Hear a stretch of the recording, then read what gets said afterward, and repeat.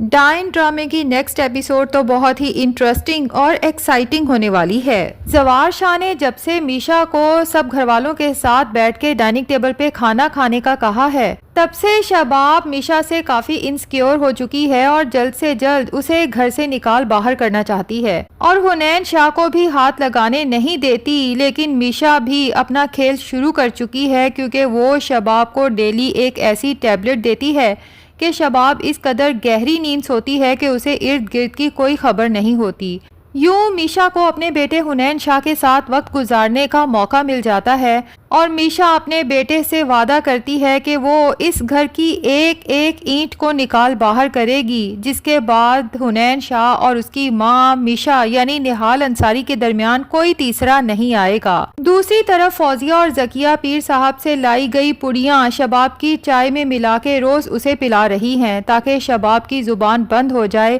کیونکہ جب بھی شباب گھر والوں کے سامنے زوار شاہ سے نہال انصاری کو طلاق دینے کی بات کرتی ہے تو فوزیہ، ذکیہ، عامر اور جاوید کے پاؤں تلے سے تو جیسے زمین سرک جاتی ہے، کیونکہ بھلے ہی طلاق دینے کے لیے زوار شاہ نہال سے کانٹیکٹ کرنے کی کوشش کرے گا، اور جب اسے یہ پتا چلے گا کہ نہال انصاری تو بچے کی پیدائش کے بعد سے ہی غائب ہے، زوار شاہ کی کوٹھی سے نکالے جانے کے بعد وہ اپنے ماں باپ کے گھر بھی نہیں پہنچی، تو زوار شاہ یقیناً نہال کو ڈھونڈنے کی کوشش کرے گا، اور یوں ان لوگوں کا راز کھل جائے گا۔ جبکہ شباب بھی جان بوجھ کے ان سب کے سامنے نہال کا ذکر چھیڑتی ہے، کیونکہ ان لوگوں کے چہرے پہ خوف کے سائے دیکھ کے شباب بہت محظوظ ہوتی ہے، اور وہ چاہتی بھی یہی ہے کہ کسی طرح سے زوار شاہ کو پتہ چل جائے کہ اس کی بہنیں جو بظاہر بڑی مومن بنی پھرتی ہیں، ہر وقت ہاتھ میں تسبیح ہوتی ہے، دراصل قاتل ہیں اور زوار شاہ کے ساتھ کتنا بڑا دھوکہ کر رہی ہیں۔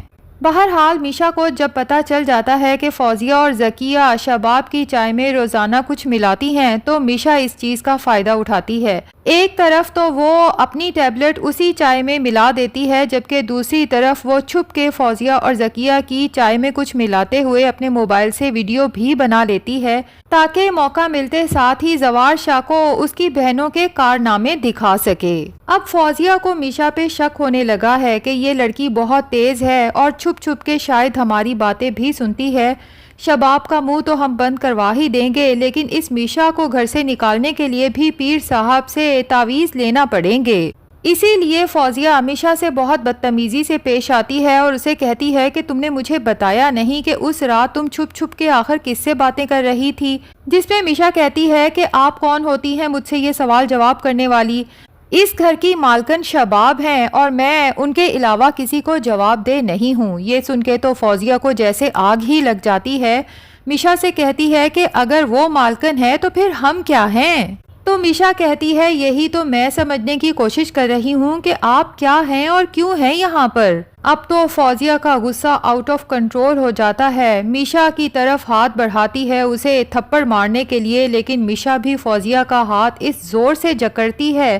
کہ فوزیہ کو دن میں تارے نظر آنے لگتے ہیں، اور میشا کی آنکھوں سے نکلتے غصے کے انگارے دیکھ کے تو فوزیہ سچ میں خوف زدہ ہو جاتی ہے۔ جبکہ میشا فوزیہ سے کہتی ہے کہ آج تو یہ غلطی کر دی ہے میری طرف ہاتھ بڑھانے کی، لیکن اگر آج کے بعد تمہارا ہاتھ میری طرف بڑھا تو یاد رکھو کہ اس ہاتھ کو توڑ کے تمہارے دوسرے ہاتھ میں پکڑا دوں گی۔ دوسری طرف شباب جو فیصلہ کر چکی ہے کہ میشا کو اب میں نے یہاں نہیں رکھنا، تو زوار شاہ کو بھی اپنا فیصلہ سنا دیتی ہے کہ مجھے اپنے بیٹے حنین شاہ کے لیے کسی کی مدد کی ضرورت نہیں ہے، آپ جلد سے جلد اس لڑکی کو فارغ کریں اور میں اسے اپنے گھر میں مزید دیکھنا نہیں چاہتی۔ میشا تو جب شباب کا یہ فیصلہ سنتی ہے تو خاصی پریشان ہو جاتی ہے، حنین شاہ کے کمرے میں جاتی ہے اور روتی ہے کہ میں اب اپنے بیٹے سے جدا کیسے رہ پاؤں گی۔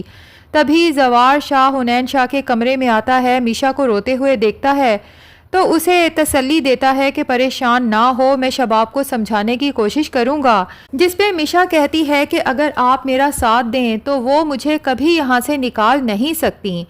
زوار شاہ کافی حیران رہ جاتا ہے کہ آخر میں اس سلسلے میں میشا کا کیا ساتھ دے سکتا ہوں، لیکن پتہ نہیں کیوں زوار شاہ کو میشا کی طرف اس قدر اٹریکشن محسوس ہوتی ہے، اور یوں لگتا ہے کہ جیسے کچھ تو اس لڑکی میں ایسا ہے کہ زوار شاہ کا دل خود بخود میشا کی طرف کھنچتا چلا جاتا ہے۔ بہرحال میشا موقع دیکھتے ساتھ اس بار شباب کو کچھ ہیوی ڈوز چائے میں ملا کے دے دیتی ہے، جس کے بعد شباب کی طبیعت تو اچانک اتنی خراب ہوتی ہے کہ وہ زمین بوس ہوتی ہے اور بے ہوش ہو جاتی ہے۔ زوار شاہ جب شباب کی یہ حالت دیکھتا ہے تو بہت پریشان ہو جاتا ہے،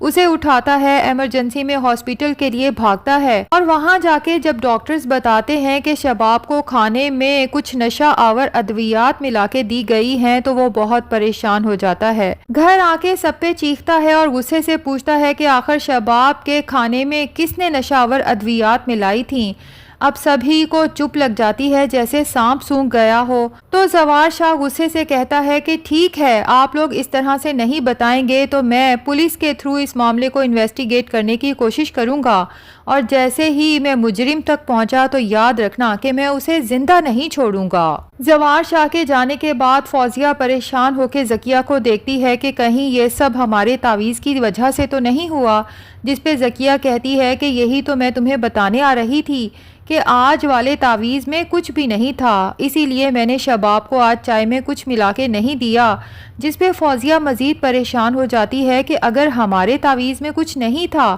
تو پھر یہ حرکت کون کر سکتا ہے؟ تو ذکیہ فوراً کہتی ہے کہ میرا شک تو میشا کی طرف جاتا ہے، اور فوزیہ بھی فوراً کہتی ہے کہ تم بالکل ٹھیک کہہ رہی ہو، اگر ہمارا تعویذ خالی تھا تو پھر وہی ڈائن یہ حرکت کر سکتی ہے۔ تو ذکیہ اور فوزیہ دونوں ہی غصے میں میشا کے پاس جاتی ہیں اور اسے کہتی ہیں کہ ہمیں پتہ چل گیا ہے کہ شباب کے ساتھ یہ سب تم نے کیا ہے، اب یاد رکھو کہ زوار شاہ تمہیں زندہ نہیں چھوڑے گا، جس پہ میشا ہنستے ہوئے فوزیہ اور ذکیہ کو دیکھتی ہے اور کہتی ہے کہ شباب کی چائے میں ویسے روزانہ تعویذ کون ملاتا تھا؟ فوزیہ اور ذکیہ تو ہکا بکا رہ جاتی ہیں کہ وہ دونوں تو بہت رازداری سے یہ سب کر رہی تھیں، تو میشا کو یہ سب کیسے پتا چلا، جبکہ میشا چھپ چھپ کے ان کی ساری بات سن چکی ہے اور اس پیر صاحب کا بھی پتہ لگوا چکی ہے، جبکہ فوزیہ اور ذکیہ سے کہتی ہے کہ مجھے تو بہت ترس آ رہا ہے تم دونوں پر، تم لوگوں کا کھیل تو شروع ہونے سے پہلے ہی ختم ہو گیا۔ تو اب میشا زوار شاہ کو پہلے تو وہ ویڈیو دکھائے گی جو اس نے ذکیہ کی بنائی تھی جب وہ شباب کی چائے میں تعویذ ملا رہی تھی، اور پھر زوار شاہ کو بتا دے گی کہ اگرچہ یہ بات اچھی تو نہیں کسی کی باتیں چوری چھپے سننا، لیکن میں نے فوزیہ اور ذکیہ کو کسی پیر صاحب کی بات کرتے ہوئے سنا تھا، تبھی مجھے ان پہ شک ہوا تھا، لیکن مجھے پتا تھا کہ اگر میں آپ کو یہ سب بتاؤں گی تو آپ میرے اوپر یقین نہیں کریں گے، اس کے لیے میرے پاس کوئی ٹھوس ثبوت کا ہونا بہت ضروری ہے۔ ساتھ ہی میشا زوار شاہ کو اس پیر صاحب کا نام بھی بتا دے گی۔ زوار شاہ اپنے بندے بھیج کے جب پیر صاحب سے کنفرم کرے گا تو فوزیہ اور ذکیہ کی CCTV فوٹیجز کی ریکارڈنگ بھی نکل آئے گی جب وہ پیر صاحب سے شباب کا منہ بند رکھنے کے لیے تعویذ لینے گئی تھیں۔ تو فوزیہ، ذکیہ، عامر، جاوید سبھی اپنے ہی پھیلائے ہوئے جال میں فائنلی پھنسنے والے ہیں، لیکن اس شباب کا کیا ہوتا ہے؟ کیا اسے ہوش آتا ہے یا پھر غیر معینہ مدت کے لیے کوما میں چلی جاتی ہے؟ یہ سب ہمیں آنے والی ایپیسوڈز میں پتہ چلے گا۔ تو ناظرین، آپ کو آج کی ایپیسوڈ کیسی لگی کمنٹ سیکشن میں ضرور بتائیں۔ ہمارا ریویو پسند آیا ہے تو لائک اور چینل کو سبسکرائب بھی ضرور کر دیں۔